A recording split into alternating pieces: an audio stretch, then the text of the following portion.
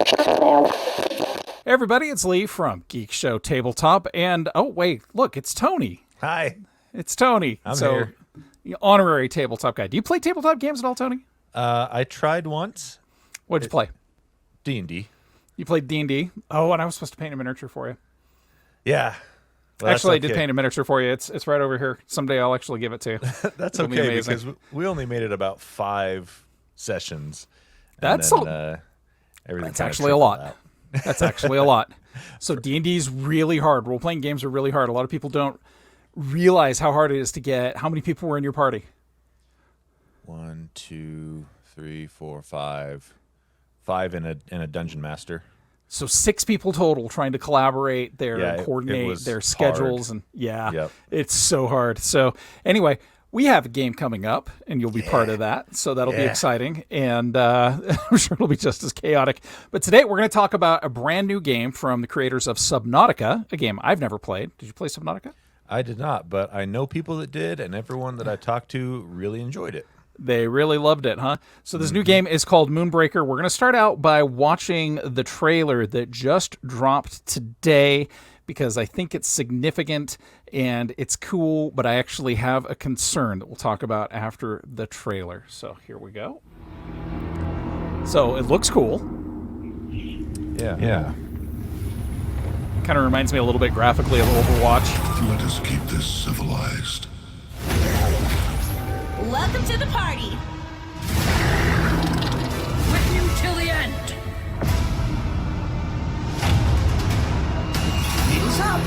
Stay alive.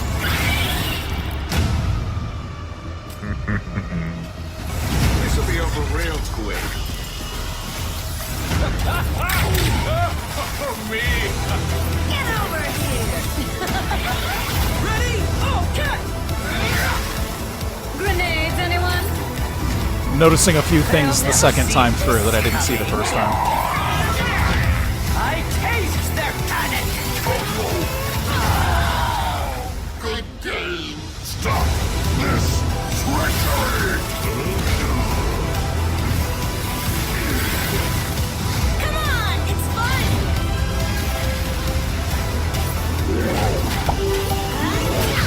The crowd goes wild.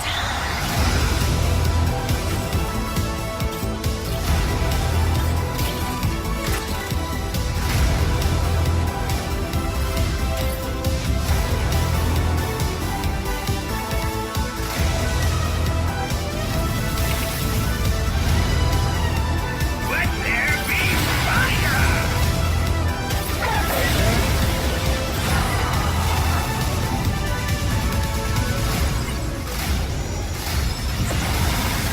Well, it's been a blast. Or it will be.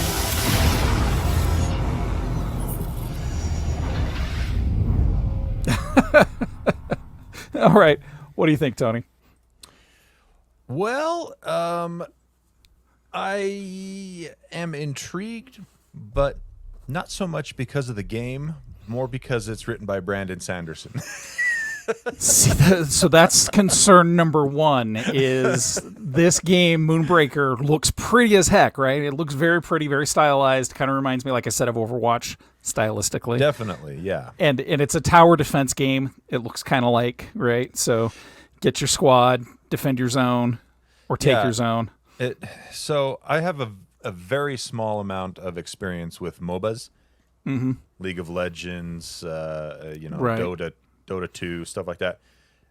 And maybe it's because I have a small amount of experience that this reminds me of those a little bit. It does. You have your team, the other team, and you're trying to move across the map or take over areas and things like that. Yeah, get your objectives in. And and it looks like this is turn-based, it seems. So I would say if you enjoy that type of game, or you enjoy the less story-driven type of tabletop games, then this might be up your alley. For me personally, I'm not entirely sure that it's something that I'll be jumping into. So therein lies the question: why do you hire a red-hot writer like Brandon Sanderson to write a game that may be story light. And then comes the second issue. It's static. Yeah. Right now, I'm a tabletop wargamer. I play what this game is skirmish. It's a skirmish tabletop game. Okay. You collect your team. You take a small squad. So there's like mass war games like Warhammer 40,000, Age of Sigmar, games like that where you'll have like 150 or 200 models on a board and you've painted them all, and that's a huge part of the hobby. I like skirmish games because then I can put together a squad of 12 guys or 8 people, or like if I want to put together 14 badass Amazons, cool, I can do that. And I only have 14 models to paint, right? So, and then usually you build your terrain and you have your objectives. So there's games like Kill Team. There's Infinity from Corvus Belli, which is a fantastic tabletop skirmish game. There's so many really, really cool tabletop skirmish games that this feels like. But what makes this feel even more like it is these are obviously miniatures. They're not moving. They're on bases. Right. And amazingly enough, they include the ability to paint and customize. So that sells me. Wow. But does that sell you?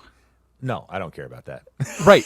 But so there's some aspects of it that I think are really super cool. Like my gaming group, the Shiv Games group, all the people that hung out at Shiv Games, we love painting miniatures and we love playing war games, but we're cast to the four winds now. So like the opportunity to pick up our miniatures digitally, paint them however we want to. Yeah. And I'm talking some of the best painters I've ever met, people who make me look like a weak, anemic child when it comes to painting skills. Pshaw, no, I'm talking some fantastic painters. So, like, I'm really excited to see what they're going to do with some of these creatures.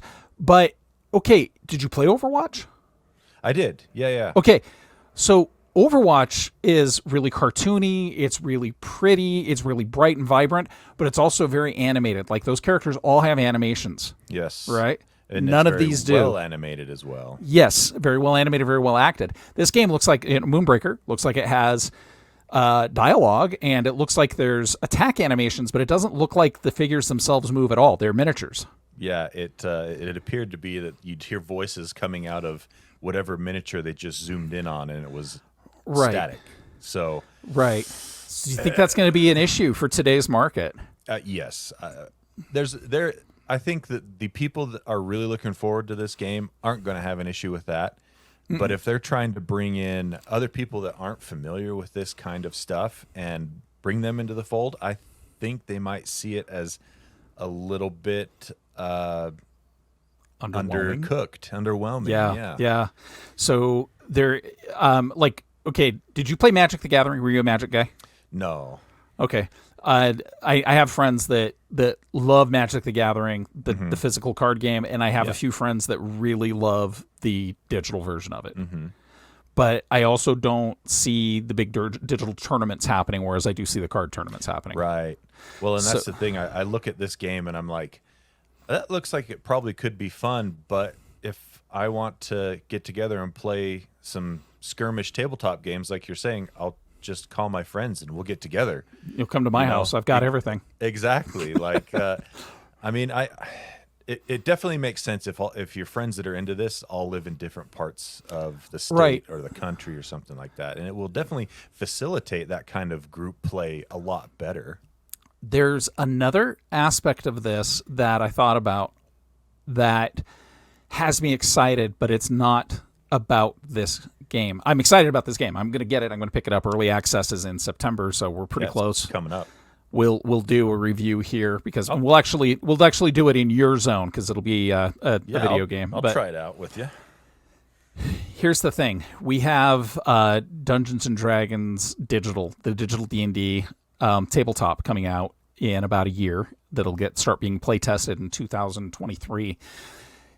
If this game can actually emulate miniature painting, and we're there where I can put my custom miniature on the tabletop that you and I are competing against, and we're a couple hundred miles away from each other, but you see the cool miniature I painted, then that gives me hope that something like D&D Tabletop can do the same thing, that they can say, okay, we're gonna go ahead and make it so you can digitally paint your miniature the way you want to, so that your dwarf has speckles of white in his beard or whatever it is you want to do. So that seems cool to me.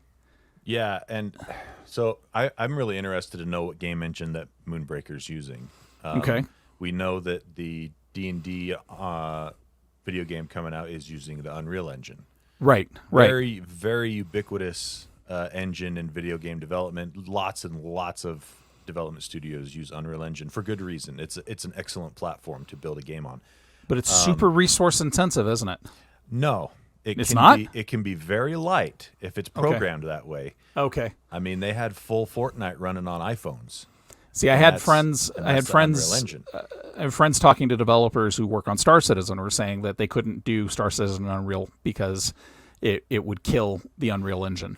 So, well, back when Star Citizen was in its early access, because it's still in early access, the Unreal Engine, I think, was on like iteration number 3, and now we're on 5. And it's a lot better than it was before. But and it's always been pretty. Like, Unreal's always been pretty. Right, exactly. Yeah. And so I'm thinking I'd say there's a more than good chance that this Moonbreaker's game is being built on either Unreal Engine or Unity Engine. Okay, I'm familiar with both. Those are kind of the two big third-party studio or third-party engines that a lot of studios use. There's one more I think that I'm not thinking of, but those are kind of the two main ones. And I mean, if it's using Unreal Engine, then there's absolutely no reason why D&D couldn't do the same thing with the character customizations. See, that gets me all kinds of fired up because D&D is the game that suffers the most from distance, right? Your D&D party that you played with, like the guys, so, it's going to sound morbid. Half the people I played D&D with in high school are dead. So you're right. If I manage to sound morbid, if I manage to get a game with them going, that's going to be really tricky. But but I have friends that live on the other side of the country. I have friends in England that I'd love to play D&D with.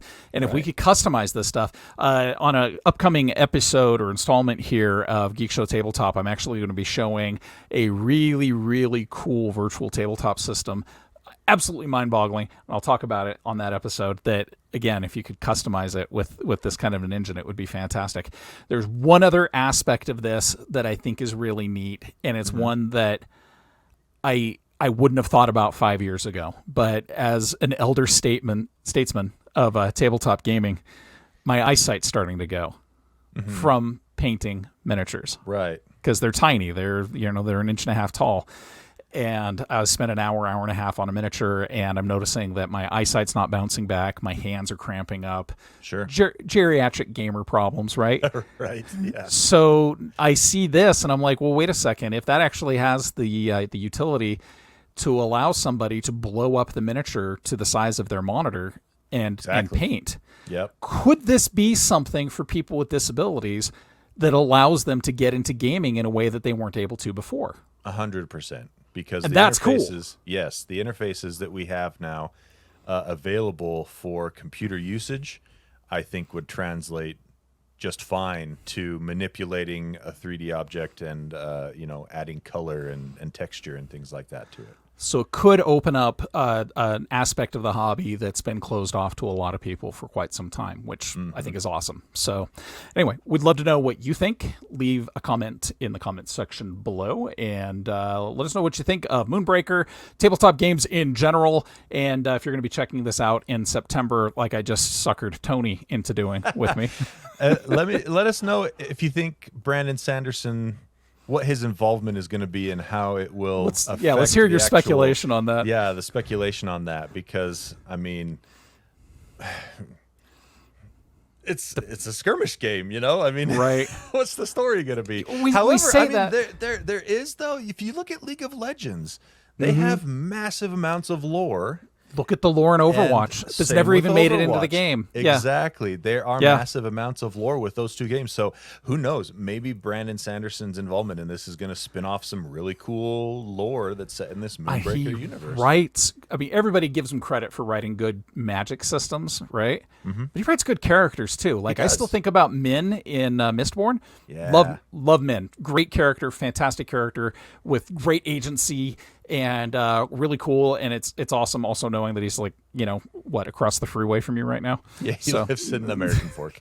Exactly. So yeah, cool. Awesome to see like a major writer taking the time to write lore for a game, and can't wait to see more about this. Yeah. And of course, make sure and if you want to keep the dream alive, kids, make sure and hit that like button and subscribe. Give it a little massage. Subscribe. Little massage. Yeah, wax on, wax off. We want to see that thing shining up by tomorrow morning. So thanks for checking everything out, folks. We'll talk to you soon. See ya.